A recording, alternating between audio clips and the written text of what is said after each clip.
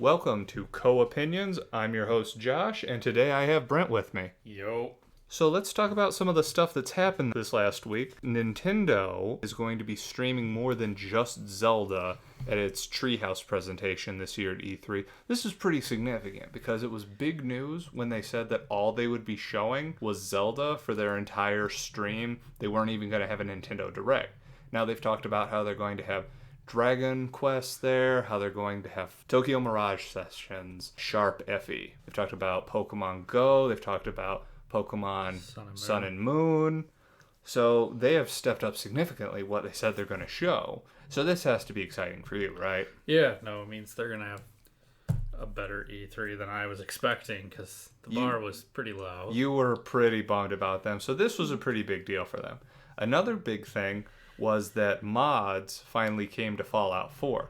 This is significant because there's not a lot of console games that have mods on them, and mods had previously been in the PC version of Fallout 4, but have now actually come to consoles.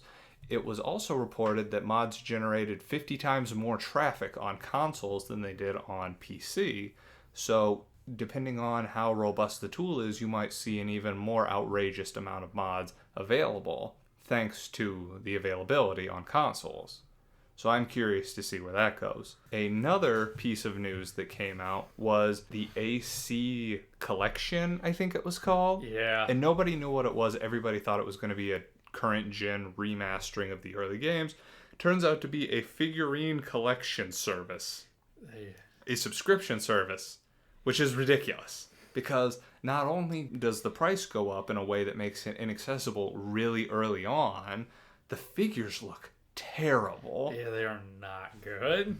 It disappointed a lot of people, I think, to see that this AC collection was really just a bunch of cut rate figures. When I first saw the article I read described it some weird way, and I'm like, are they making some kind of amiibo Assassin's Creed thing? And then I read and like, they're just terribly painted figures. Oh. Yeah, when you see them, they kind of look like they should be amiibo based on the quality, even though amiibo actually look better than this. Yeah? But they're bigger. So where the imperfections can kind of shake out, because an amiibo's, 4 inches tall? Approximately thereabouts. This is supposed to be, 7, 8 inches tall? Yeah. If not bigger? Why would you want to pay that money? Especially, I have several of the Assassin's Creed Collector's Editions. They look way better. And that's the thing about it. There are much better versions of this. It's not nearly at the rate, but it also looks way better. I wouldn't want a subpar figure of a favorite character of mine on my mantle. The last thing I had was the games I'd been playing this week, and the big thing I did was I'm taking a break from Xenoblade Chronicles right now, and I decided to shift gears entirely, and I'm playing Dead Rising 3 on the Xbox One. This game came out 3 years ago, so it's a little dated at this point, but it's exactly the kind of change of pace I needed to keep Xenoblade Chronicles X going strong. The game has a lot of content in a much more laid-back fashion. I know you played Dead Rising 2 and Case West and Case Zero. And you played Dead Rising 2 off the record. There we go. Right. That game wasn't particularly difficult, correct? Which one? Any of them. No. Now, 1 is noted for being kind of difficult. And 3, it's so generous with the time that I actually get to a point where I kind of have to go find other stuff to do. And on top of that is incredibly generous with the combo weapons. Remember how you always had to take your weapons to a bench and turn them into combo weapons there? Now you can do it anywhere. That's nice. It makes it very accessible. And unlike the second game in which some of the combo weapons were totally pointless, there's no bones about it. In this one, a majority of them are insanely overpowered. For example, if you combine the electric bear with the light machine gun, this was in the last one, it makes Freedom Bear. It's a proximity-activated turret, basically. That's awesome. If you attach a portable boombox to it, then it becomes something that draws enemies in and kills them. And if you attach it to a wheelchair, you can push it and it draws enemies in. This thing is insane. And the combo weapons, you may remember this from the second one, the blueprints are always next to the items it requires. Yeah. So now you get the blueprint and you can immediately make the weapon. So it's been a nice change of pace. I'm going to be done with it by this weekend and I'm going to hop back on the Xenoblade Chronicles X train. But for now, it's been what I've needed. What do you got this week? So we had that rumor that there will be a Division movie, which I thought was weird because I get Ubisoft wants to make movies, but Assassin's Creed isn't out yet, so they have no idea how that's going to work out. And on top of that, unlike Assassin's Creed, which has been out since 2006, 2007, it came out close to a decade ago. The Division is less than a year old. They can announce they want to do it, but we'll see what happens. I also like that already Jake Gyllenhaal is attached to star in and produce The Division. I didn't know he was supposed to produce it. I'm curious how the Prince of Persia's chops will hold up. I mean, most people don't think that's a terrible movie. Oh, I thought it was pretty good. I actually didn't watch it because I just got sassy. Then we got Metal Gear Solid Pachinko machines Oh. announced. Snake Eater themed. Yeah, gotta specify it as Metal Gear Solid 3. Pachinko machines. Because we have to, you can't just have a franchise-themed Pachinko machine. Oh, You no. gotta have the specific game. It absolutely has to call out what is arguably my favorite Metal Gear Solid game, that they turn into a gambling machine. They're curious when that's just gonna straight up be all Konami puts out. Well, I think at this point, they're actually recognized as people who specialize in creating gambling machines. They've already made a Silent Hill one, haven't they? Yeah, Silent Hill was the first. Silent Hill was the first. Now they've officially announced a Metal Gear Solid 3 Snake Eater one, which leaves their other major franchise of Castlevania. Yep. Right. So when they have the Symphony of the Night pachinko machine come out, Konami has officially murdered all of its franchises. And then I mentioned to you earlier when you asked, well, what franchises do they have left? I mean, they could slap Kojima in the face and make a Zone of the Enders pachinko machine. God, that would be hilarious and tragic. I know the second Zone of the Enders was supposed to be significantly better than the first, but I never actually got around to it because the first one was so lackluster to me. Anyways. And then I guess straight to games I played this week. I dabbled with Star Fox Guard. Not started Star Fox Zero, but Guard's it's fun. For a $15 game. Well, it is a game that you value at $15. It came for free with Star Fox Guard. Yes. Star Fox Zero. For a $15 game, there's been a decent amount of content to it. I mean, I don't know if I would have paid $15 for it, but I was expecting far less. As we've discussed before, I probably won't even touch it because it's a free tower defense game that comes with this other game. I read people complaining it gets repetitive, and I can agree with that. It does make a good use of the Wii U gamepad. And what does it do that's particularly special about that again? So the outline of your TV is every camera monitor, and the middle is the big part, which is the one you're on, and your gamepad. The big one, the one you're on, is in the map? Your main camera, the one you're clicked on. And the map is the gamepad, and every camera is labeled on the map, and you click on the one you want to go to. So while you may be focused on that one, you can see all the other ones. So hopefully you can catch the robots going by the other camera. And occasionally there's different types of robots. Like there's ones that'll explode to destroy your cameras. There's ones that'll shut them off. Right. They're there to stop you from being able to stop the ones that are designed to destroy the fuel depot. All right. And you've enjoyed it so far, but I know you said you got a little gung-ho because you thought you were at the end of the game. I thought it was 3 levels on one planet, and I guess I should have taken that into account when they were naming the planet, but I really didn't think that was a factor. Yeah. So when the boss battle ended and the game credits didn't start rolling and planet number 2 popped up. That should, yeah. Yep. And then my other game I've been playing, which is Homeworld 2, which is a good segue into my topic.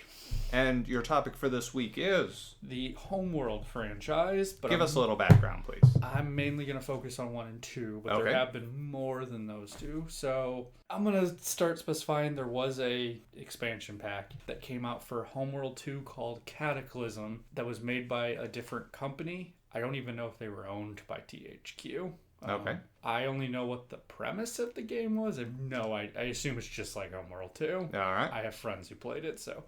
Then there's a prequel that just came out since Relic got bought up by another company when THQ went under. And Relic is the developer? Yeah, it's the developer that was owned by THQ that made Homeworld, and they got sold off with everything else. Mm-hmm. It's the same premise as Homeworld 1 and 2, except instead of being in space, it is a ground-based game. Right. I'll get back to that in a second. It's a prequel to the first one. Basically, the plot of Homeworld 1 is... You are an alien race, and on their planet, they used to be warring factions. They discover this crashed alien ship, and they discover this hyperdrive. So they all come together, they build a ship, and you are testing this first ship that's huge, big ship. And everything I just mentioned is slightly the premise of that prequel game. Except instead of having a giant ship, you have this weird aircraft carrier-sized desert crawler. Watching the it sounds weird. Yes, it does. But watching the footage, it didn't feel any different than Homeworld 1 and 2. All right. So, Homeworld 1, spoilers for a almost 15-year-old game at this point. Yeah, it's been remastered, but... it's still a 15-year-old game, but we are semi-obligated to flag spoilers. So, plot of Homeworld is they build the ship, they test it. These aliens that took over their ancestors and forced them to flee. They had some treaty about not using hyperdrive. They attack, destroy the planet. You're the last of your people, and you're trying to get to your original homeworld, hence, the title. Right. And that's the premise there. Homeworld 2 is you made it home in the first one. Spoiler again. And your planet's being attacked by a faction of that original race who's trying to reconquer the galaxy. Okay. And they're chasing you. You're trying to build up a fleet, and that's basically where I am. I know the last 2 levels are super hard, but I'm like 5 levels away from the ending. So what makes this franchise particularly different than other RTSs, even other space RTSs that you've played? I was thinking about this earlier, so I'm sure people could answer this one, but I would not. I doubt it's the first space RTS. I'm positive there were others before it. Okay. But I think almost everyone before it was much more of a 2D... your Age of Empires style. So this RTS. is not... No. Okay, so when we watched a 25-minute interview about the new prequel game, they described how they would call the camera angle. So your playfield is a sphere, and usually, like in the first one, your fixed point is your main mothership. You can't move your mothership in the first one, which is a difference between the two, but I'll get to that in a little bit. So it's a sphere, but your camera angle is kind of fixed. Like, they had a name for it. Like, I always... thought of it as 3-dimensional game because you could spin around ships.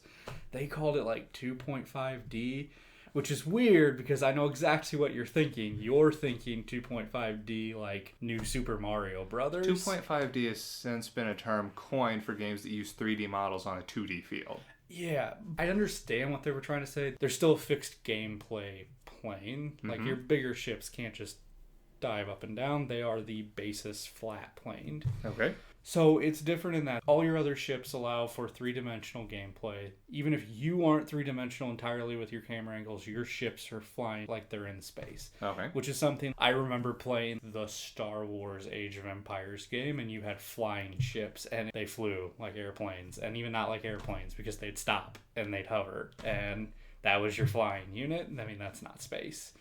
Even when they had space levels, it wasn't the same thing. So I think that was its pioneering thing. Homeworld made a new type of gameplay, which has since been replicated by games like Star Wars Empire War. Tried to use some of that for its space combat. Sins of a Solar Empire. I know there's other ones that aren't coming to mind, I think. But what else does this game do that really has caused you a lot of frustration? Yeah, okay, you gotta specify. Frustration, automatically you're like, that means it's a terrible game. No, I've still fully enjoyed. I have been very frustrated with games I've loved. How many times did you see me get frustrated while playing Bloodborne? True. And I got the platinum in that. To compare and contrast really quick the first and the second one, like, I beat the first one, the remastered version, in like 2 weeks. Right. Which was like 6 sittings. Each sitting I did about average 3 levels a night, and it's a 16 level game, so not bad. This one I'm averaging a level a sitting, and that's being pretty generous. You've talked about replaying more than 1 level. Yeah, Homeworld 1 isn't a generous game where you need, when you get to the end, you want to have as many ships as possible, but Homeworld 2 is really not generous. Now, the way you describe this is foreign to me. You talk about having as many ships in the end. Do resources not repopulate? Or you talk about how stuff carries over between levels? Yeah, so there was another thing I was thinking about when you asked me that originally, and in regards to you asking, well, how was it different? I think up until Homeworld, I can't 100% say for certain that there isn't any games, but I can't think of any RTSs off the top of my head prior to playing Homeworld that really had a ongoing storyline. Mm-hmm. Like Age of Empires, it was level, build forces, stuff like that. And we played Kingdoms, or Total Annihilation Kingdoms, and it had an ongoing story, but you never used the same military over and over. You had to rebuild forces every level. Right. If you built forces every level. That's what confused me when you were describing it this way, was my RTS experience is relatively limited. I only played Warcraft, and this was over a decade And Warcraft ago. would be the same way as those games. Right. So I think Homeworld was one of like pioneering games in the whole carrying on story, and there's since been others like it. So basically, you start with your main ship. Whatever ships you build in the first level, whatever you get done, you keep them. I mean, they go into your mothership, you jump away. Right. And they come out. And you can repopulate, keep your fleet going. You're building a fleet the whole game.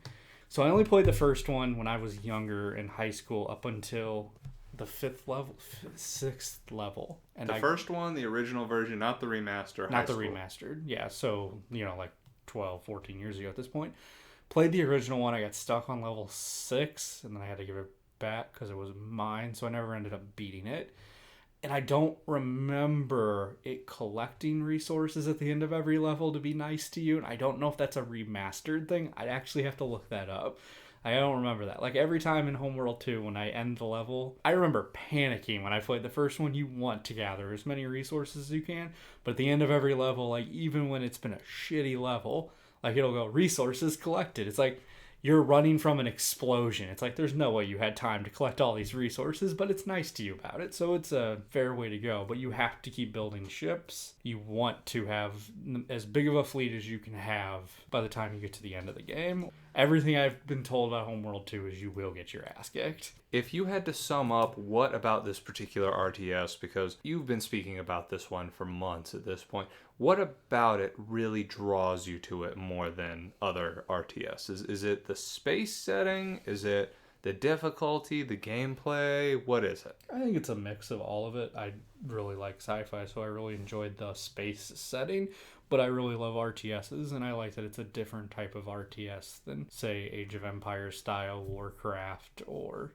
other things like that. So I would say it's a mixture of all those things. What kind of person would you recommend this game to? If they like what kind of game, what would cause you to recommend this one? I mean, if you like RTSs, I'd say give it a try, but if you don't like space, don't try it, because it can be disorienting at first. If you're trying to get a fix on cameras, if you screw up the camera angle and you don't like that, you're going to get yourself lost, losing forces, and that's not something you want to do. Yeah, so it can get pretty overwhelming, is what I'm hearing. It could, yeah. All right.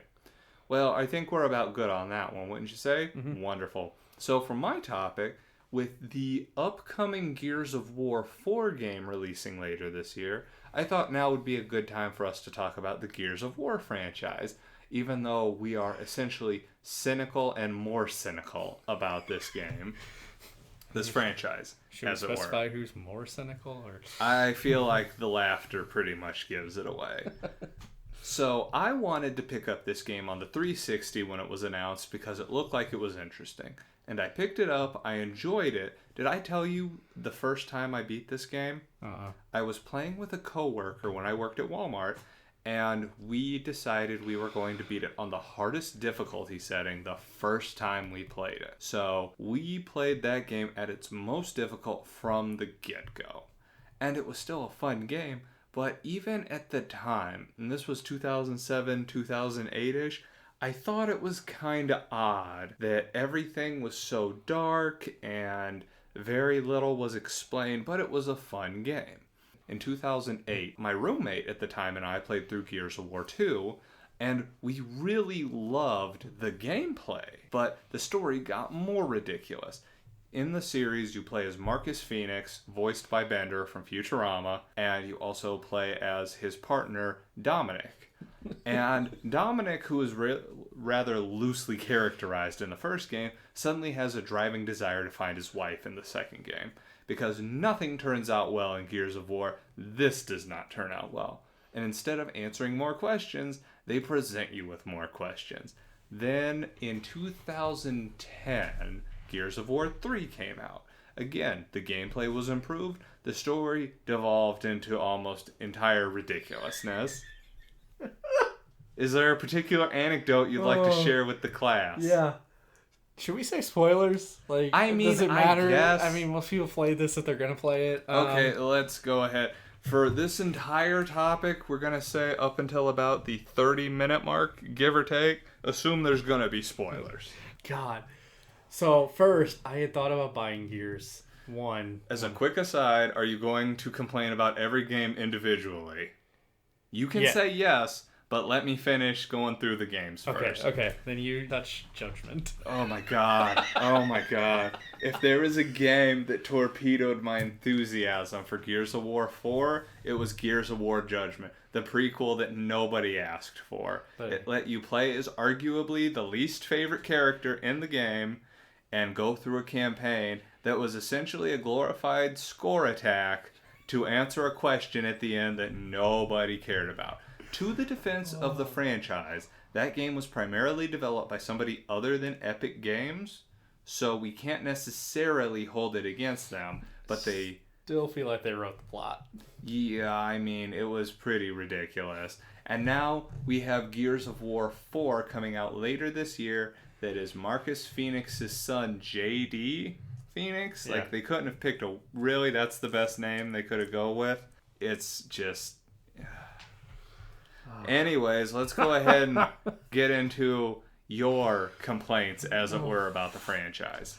When I saw the first game, I thought about getting it. I thought it looked interesting, and then I never did. And I think what killed it was when I came up to visit you guys, and you described the plot of the second one to me, and then you showed me that YouTube video. That animation? Which is Dom for 5 minutes. Where's Maria? Maria, Phoenix. Marcus, we gotta find Maria. Well, it was made even worse because that particular animation goes, who are those guys? What is that thing? Who is she? Who is she? Who are they? Is that a worm?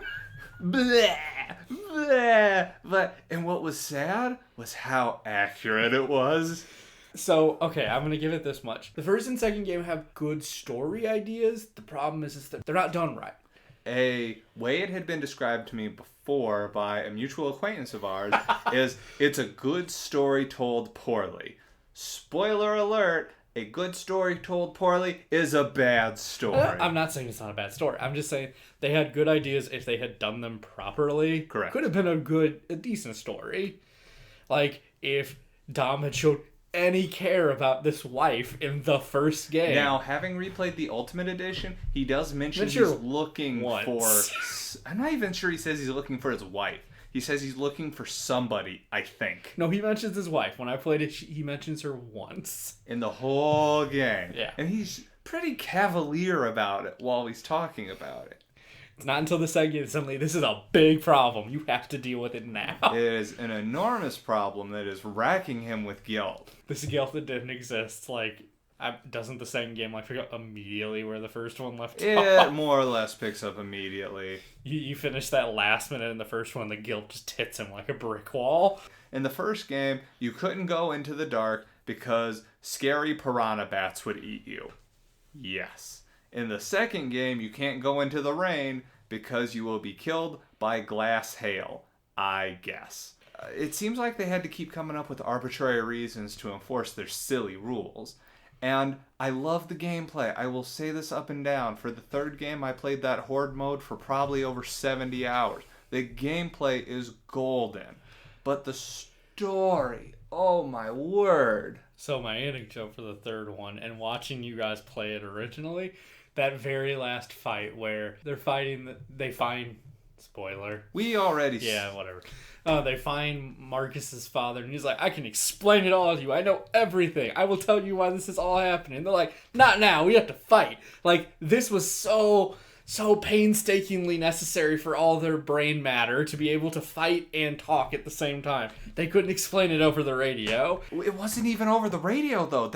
He's right there with them. Yeah, saved the dad, and he's like, I can explain literally everything. No, we have nothing motivating us at this time, but we have to go. And then they're like, this disc has everything on it. And at the very end, it's like, we couldn't get like some Metal Gear Solid 3 montage where the boss explains everything. No, we gotta look generally off into the sunset with victory and the game ends. It's like, what the...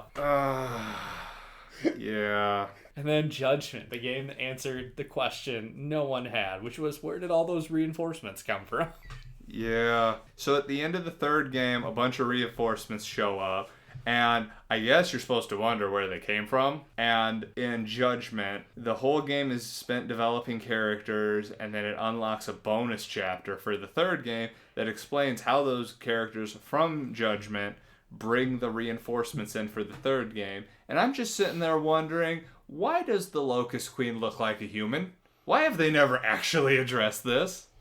And it turns out years later they did address it on a forum or some. I told you this, didn't I? They answered a lot of things in the comics. It's like there's some action movies that suffer from all of our stories in these comics, not in the movie or the game. It's like that's terrible. Like, that's terrible storytelling. It is terrible storytelling, but at the same time, one of the biggest questions I had from the second game is that you don't really know why the queen looks like a human. They introduce characters that are these glowing locust-looking dudes that they never explain what that is.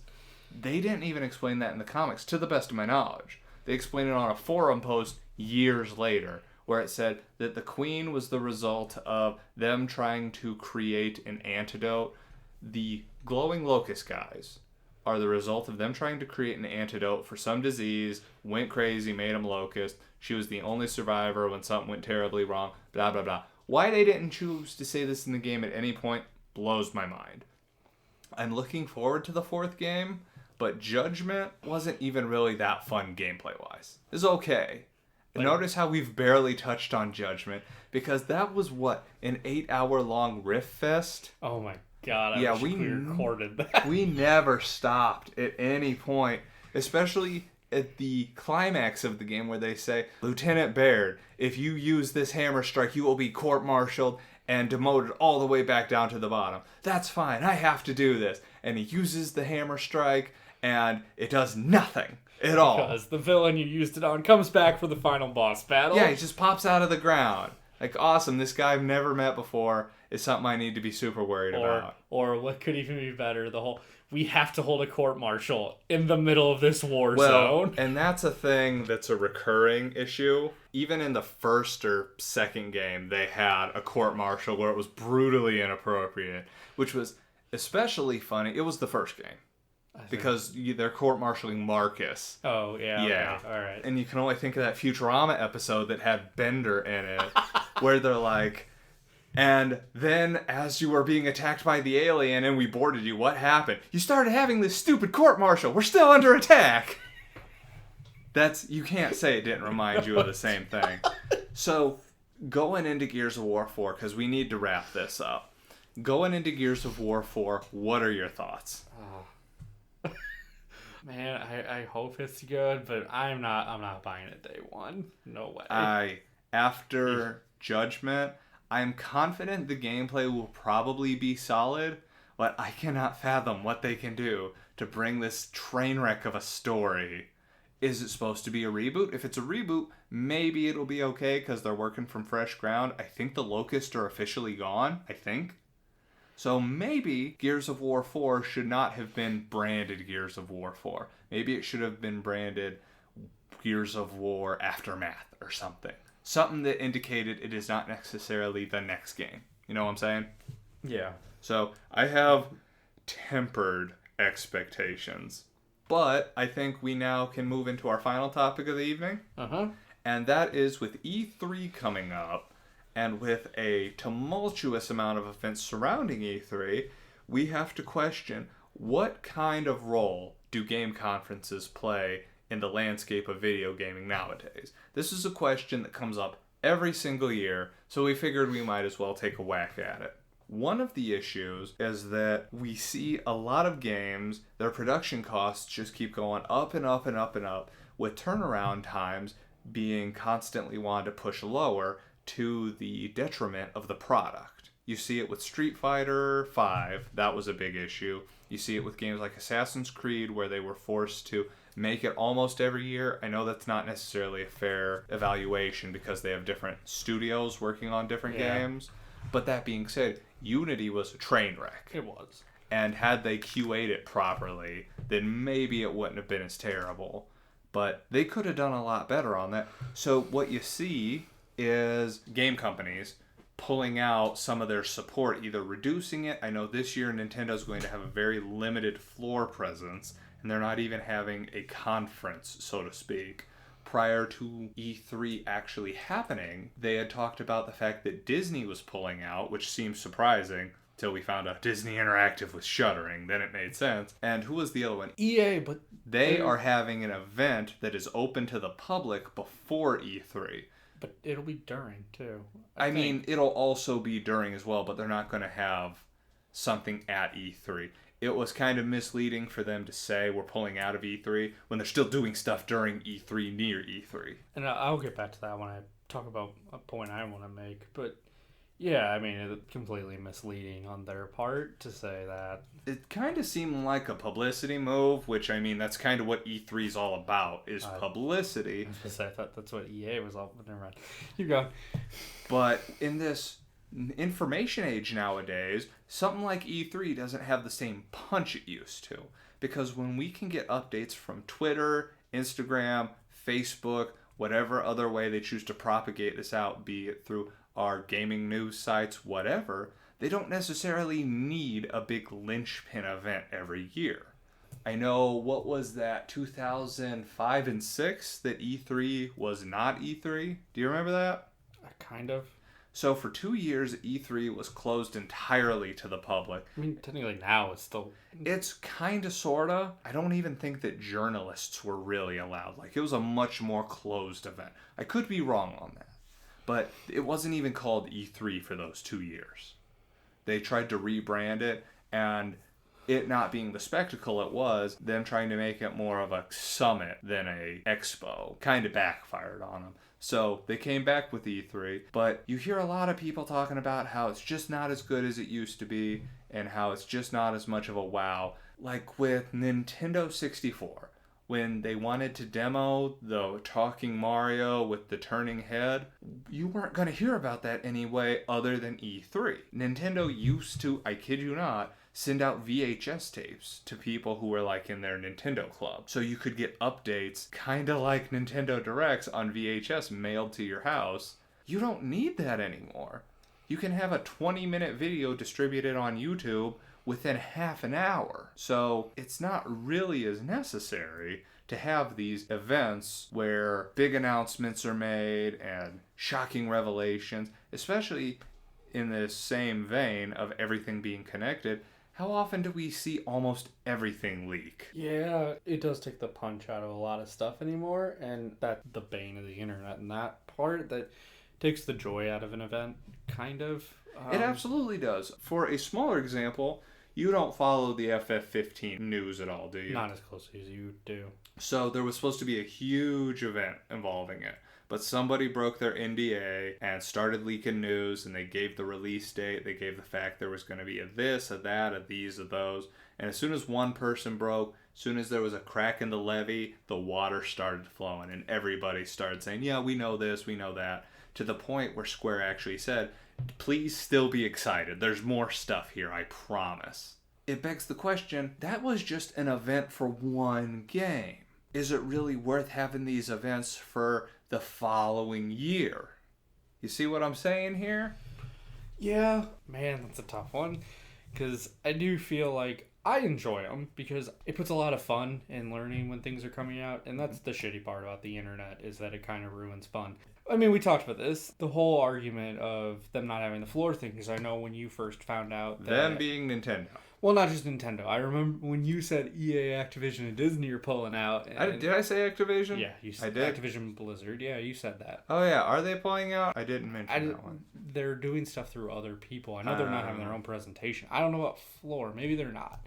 I would imagine they would with Overwatch just having come out. Blizzard's riding that pony into the sunset right now. But I digress. Continue. When you were talking about, floor things, I was thinking, why does it matter to us? Why does it matter to the us, layman? The average consumer? Yeah, because we're not the reviewers. I was thinking back to a time when I used to base my purchases off of, like, back in the day, you go to, like, I would be drug along to the mall, and like Sears and places like that would all have a kids section where they had games that you could play. I miss playing Super Nintendo and JCPenney. See, that you was used fun. to be able to do. I used to be able to base games that off my playing them, and this goes back to our talk about reviews and Metacritic. But we base everything off of reviewers and no longer off our own impressions. So power to EA for making it open to everyone, not just reviewers. Well, that's another thing, though, is that there are some demos available, but do you feel like there's been a decrease in publicly available demos over the last few years? Is that weird to you? I think E3 benefits and suffers from the fact that rental going out the window. I mean, all you got's GameFly. Mm-hmm. So you don't really have the ability. And GameFly, we've heard mixed things about. Yeah. And I mean, I guess, Redbox has games. It does, but the pricing isn't really competitive. I don't know if you ever looked at it. The pricing for Redbox games is way higher than movies. Movies are accessible there because they're $1 a night, $1.50 for DVD and like $3 for Blu-ray. $2 for Blu-ray. It's still very accessible. I feel like for even 360 games, it was like $4 or something a night. Like, I could be wrong about that. I honestly, I don't believe you are, but so you don't get that kind of hands-on experience. That's where you mentioned you don't know what benefit it has to us, the layperson, and how reviews can be biased, but at least there's still people looking at it and playing with it. But I know I've read them. Off the top of my head, I'm not thinking of them, but there have been like demos at E3 that are spectacular, and the game is garbage. But there have been demos that are terrible, and the game is good, and that's a big problem. I mean, but that goes back to more of a whole demo versus experience thing as opposed to an E3 versus non-E3 thing. Yeah. Because I know there are some instances where they manage to keep stuff under the radar because nobody's looking for it. I'm going to go back to an example that ended up selling me an Xbox One. At E3 a few years ago, in the middle of Xbox's presentation points, suddenly the lights went down and everybody's little bands they handed them started kind of glowing. I don't know what's happening here. Then they showed Ori and the Blind Forest. Oh my god, do I love that game. And nobody knew where it came from. This is where actually the people who had their hands on with it had a lot of value, because had they not played it, to me it just looked like a cute, not cute, gorgeous, beautifully orchestrated platformer, but they described it as Metroid meets Super Meat Boy. If you know me, sold. Having played it, I didn't even have to see the reviews, which were all universally positive. I picked it up as soon as I got an Xbox One. First Xbox One game I beat, and I do not regret it for a moment. But had E3 not brought it to the forefront, where would this game have been publicly acknowledged? I don't think any play. And I think that's a huge thing, is most of the games you're getting leaks on are franchises, properties that are well known.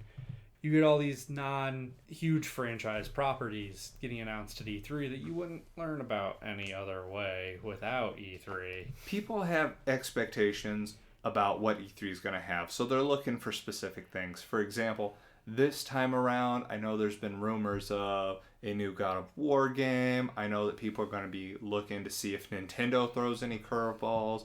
Sony, they just released Uncharted 4, so they're not going to be doing anything about that. But the guy who created Bloodborne and Dark Souls 3 has announced he's working on a new IP. It would be literally insanity if he showed off anything, but the downtime between Bloodborne and Dark Souls 3 was already really small, so there's a chance there could be something at E3 from this guy in display at the Sony conference, which would be mind-blowing. In that regard, the one that's set, you think it is a prehistoric game with the robot. Zero Dawn. There we go. No, is it Zero Dawn? Zero Horizon? Zero Dawn Horizon? Maybe. Man, I can't remember the name of it. It's the one where you hunt robo-dinosaurs. I mean, it looks awesome. How would we have learned about that? Any other? I mean, it's not a known property, and it looks great. It looks good. Awesome. And there's not a good way for people to understand the difference between a leaked new IP and something that's just concept art. There might be for people who really dig into it. I don't know what goes into leaking stuff. Usually it's insiders who let stuff go. So I've never been involved in that because I'm nowhere near an insider.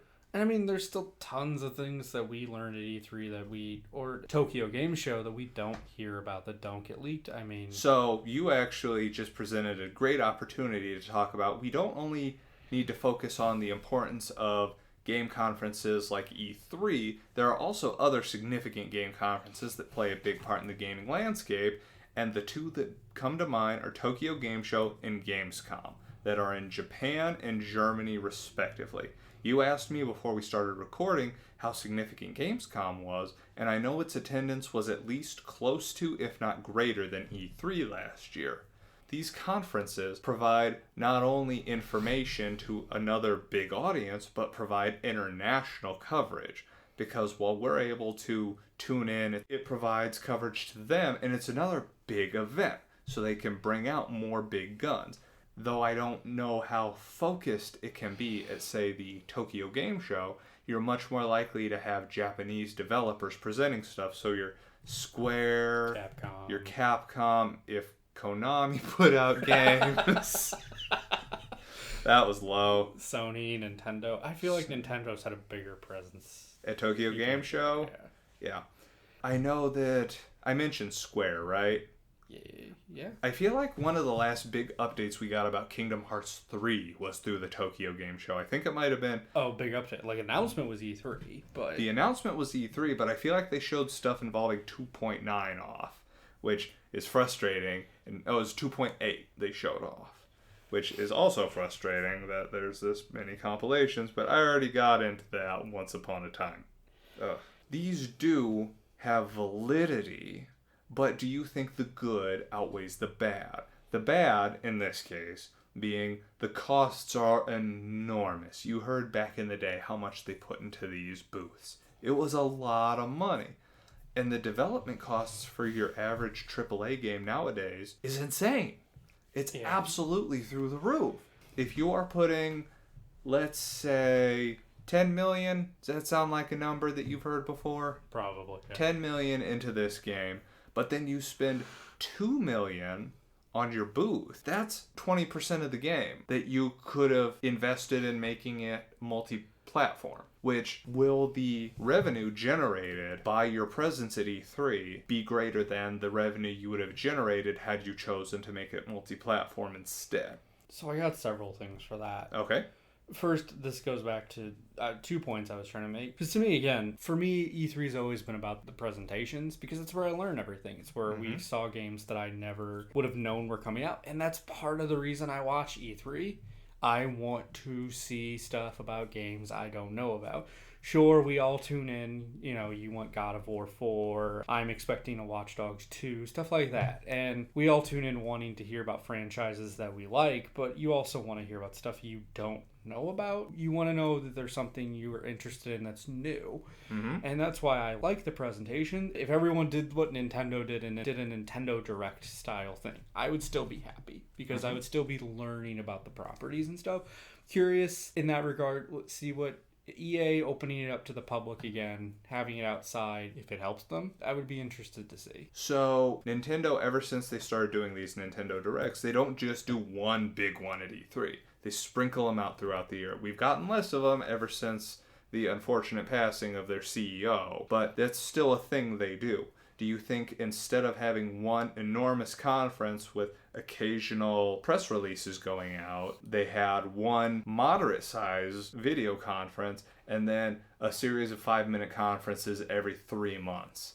But this is where it gets a little more obfuscating, because other consoles don't have the same centralized structure that Nintendo does. Third parties play a much bigger role in PlayStation and Xbox. With that being said, do you think they could benefit from these kind of things? If the floor show is the biggest problem, then yeah, I'd say do it. I mean, even if they can still do the on-stage presentations that they do, if that isn't costing them as much as having those floor setups is. Now, we are focusing mostly on the positives of having a floor presentation as opposed to the drawbacks. What do you think about when the presentations absolutely explode in their face? Because that's happened on more than one occasion. I know Assassin's Creed 4 froze up and booted out during E3. I know that Uncharted 4, it froze up, but I think that was because a controller died. Yeah. There was a fighting game, I think it was Killer Instinct, where a guy was trying to trash talk on the person he was playing, and he said, just lay back, it'll end soon. Unfortunately, the person he was playing against was a woman. This got misconstrued as potentially aggressive behavior. You know where I'm going with that one. Where I just think the guy had no idea how to act in front of other people. I don't think it was meant negatively. I just think he was dumb and got caught in front of 100,000 people doing a dumb thing. What do you think about those snafus? Is the risk of those snafus something that should be taken into account with these live performances? Maybe. I mean, it leads to some great humor. Kinda. But what if it screws up super bad? It does.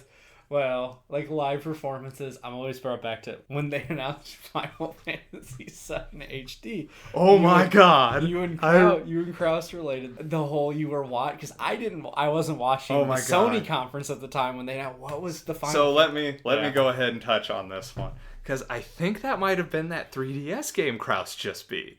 I think that might have been it. Because the Sony guy... No, it couldn't have been. Because it was during the Sony conference. So that was a 3DS game.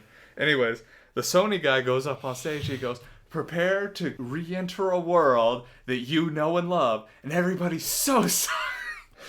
Oh my god. Everybody's so psyched because there have been all these rumors about Final Fantasy VII HD. And it's finally coming this year, guys. We finally got it. And then... Final Fantasy goes up. Everybody goes crazy. And then it's these little chibi guys. It's like, it's World of Final Fantasy. That was it. And it cuts to the audience, and you would have thought that the presenter had just said, by the way, slept with your mom. Their faces were so angry. And then as soon as it's over, he's like, oh, by the way, we have this too. And then boom, Final Fantasy VII. So it was a downtick of hate followed by extreme elation. So it almost feels like they were intentionally trying to troll the audience. But if there hadn't been that FF7 announcement, I don't think they would have shown that. Because that's the kind of thing that gets you crucified on stage. That could have been a downfall. That is a good example. Do we want to focus on not just E3 though? Do we want to talk about the value that Tokyo Game Show and Gamescom has to these kind of things? Wonderful. So Tokyo Game Show, we talked about how Japanese developers, we feel they have more of a presence at the Tokyo Game Show. Have you seen any particular announcements that have jumped out at you coming from the Tokyo Game Show? I ask this because I know not a lot of games you have. Did Metal Gear Solid 5 have anything significant come out? Yeah, I think they showed a lot of gameplay there before the E3. I think they showed some of it. Well, it wouldn't have been before the E3, but I'm willing to bet they would have announced it and shown some stuff about Metal Gear Solid 5 at E3, but shown a lot of gameplay at Tokyo Game Show. And I'm positive you watched the gameplay footage because it's a game you cared about. Like Metal Gear Solid 4, I think they had a lot of gameplay footage shown at Tokyo Game Show before it came out. Like right after they announced it. This is a good example of when we were talking about the hands-on versus the announcements. Though we never watch the conferences from Tokyo Game Show because they are not in English, and I'm not sure how... I think they're usually on in the middle of the night. That too. So we see it as more of announcements than as the conferences themselves. And on top of that, I feel like the conferences are also more likely to be held behind closed doors. Like with Square. When Square announced 15 was coming out years ago at this point, they gave more details about it behind closed doors. Because when it was originally announced along with Kingdom Hearts 3, it was at the PlayStation conference. And then when Square Enix gave their behind closed doors conference, they go, oh yeah, it's coming out on Xbox One too, whatever. And I know, I'm only saying this for posterity, a lot of people, including yourself, got crazy butthurt about that. You remember that? I think I was more mad about Metal Gear Solid 5. You were crazy upset about Kingdom Hearts 3. You were, because you said Kingdom Hearts was a Sony franchise, and I tore you down, all the way down. That's just one of those cases where it seems like a natural evolution for the company. If this game has exorbitant production costs, why would it not come out on multiple consoles? It's a market that they're neglecting otherwise. So that touches on Tokyo Game Show because we seem to get more gameplay and more announcements from developers we may not have heard anything about. This is particularly notable for people who don't have developers who choose to have a presence at E3, because they do exist. With the Gamescom, I know you don't follow Gamescom a whole lot. Not a whole lot, no. So Gamescom really feels like the people's conference, because the attendance there is enormous. There's always hands-on. I don't ever feel like there's a huge amount of announcements, but everybody gets super involved.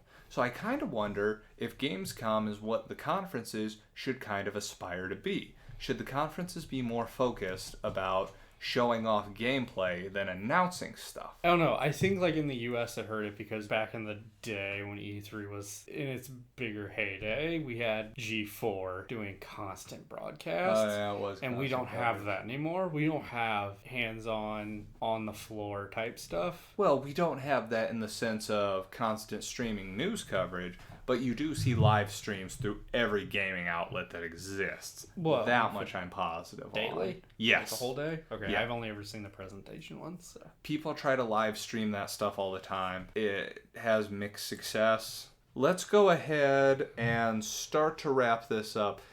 Do you think, and this is a broad way to approach, do you think that gaming conferences such as the 3 we have touched on will continue to have relevance over the next 5 years? Do you think that having conferences where they show big announcements and have gameplay hands-on, now you can split those up if you want, but do you think they will continue to have relevance over the next 5 years? Yes. I think you may see a dwindling in it, but I don't think it's going away. Okay. I believe that there will still be some degree of conference, because I believe it's a kind of unity you don't really see at other points. And even that's debatable depending what you want to look at. I know that one gaming expo, PAX, they have pushed for a degree of inclusiveness lately because of the culture of gaming and blah, blah, blah. That kind of thing. So I think that it'll continue to exist, but I think we're going to see less and less focus on presentation and more on product, personally. You might have these announcements, but I don't think there's going to be a ton into it. It wouldn't surprise me in the slightest if a lot of companies started moving toward pre-recorded conferences, a la Nintendo, which isn't even doing that this year. So with these last few minutes, because you will not be on the episode next week, I know that you are super gung-ho to talk about what you believe is going to happen at E3. So let's use these last 5 minutes and just open the floor to you. In my terms of things I want to see announced at E3, I expect and hope Watch Dogs 2. Okay. So I know we had that brief Twitter thing. Somebody on Twitter said that they got a swag box from the developer that was labeled with Watch Dogs 2, which was taken as an official confirmation of it going to be shown at E3. And that people have been talking about mocap for it, and it's been talked about development. I mean, Ubisoft has pretty much flat out said they're making it. Right, so that's a pretty high expectation. What else you got? EA, I'm hoping we'll have Star Wars stuff to show me. I mean, they've announced almost all their developers are making stuff, so I'm hoping there's that. Are you hoping for a Battlefront 2? Well, there is a Battlefront. It was announced. Oh, right, it was. Do you think that they will show it there, or are you hoping they'll show it there? No, I doubt they will. What else? I'm hoping Sony has more on Zero Horizon. Oh, I'm positive they'll have more on that. And again, I'm hoping for stuff that I don't know about, honestly. The unexpected. So you haven't touched on, do you hope for any curveballs from Nintendo? If so... I mean, I'm shocked we're getting all the stuff they just said today. So yeah, I'm tempering the bar there. Would it be awesome? Sure. Am I expecting it? Not really. Yeah, they'd really have to come out of nowhere because they did not set expectations high. What about... I know you've showed a mixed interest in Final Fantasy 15, and they've already give a ton of information on it. I'd like to see a little bit more. What about Kingdom Hearts? I'm hoping there is. I mean, I'm positive there probably will be, maybe. I'm about to say, you got less confident real fast on that. Well, I don't think there was anything last year either, so... Yeah, there hasn't been a lot ever since they re-announced that it was going to be a thing, which is kind of unfortunate. But a lot of their development has gone toward Final Fantasy 15 because it's essentially the same team. And it will be out first, so... It will be out first. Let's see, is there anything that you personally are looking for? Because some of the stuff you talked on was just general expectations. Are there any more franchises you're hoping for more of? That's a good one. I don't know. I can't think of any off the top of my head. I know, and I need to play it, but I'm curious to see what Dishonored 2 looks like. So. Oh, yeah. I'm excited for that. But I'll talk about that more next week. I figure. Like, right now, I'm just hoping Zelda is good. So. Ain't that the truth? I mean, we'll see. I'm expecting a lot of it to be VR. So. Well, and we can use that to transition to what you're actually expecting if you're not hoping for.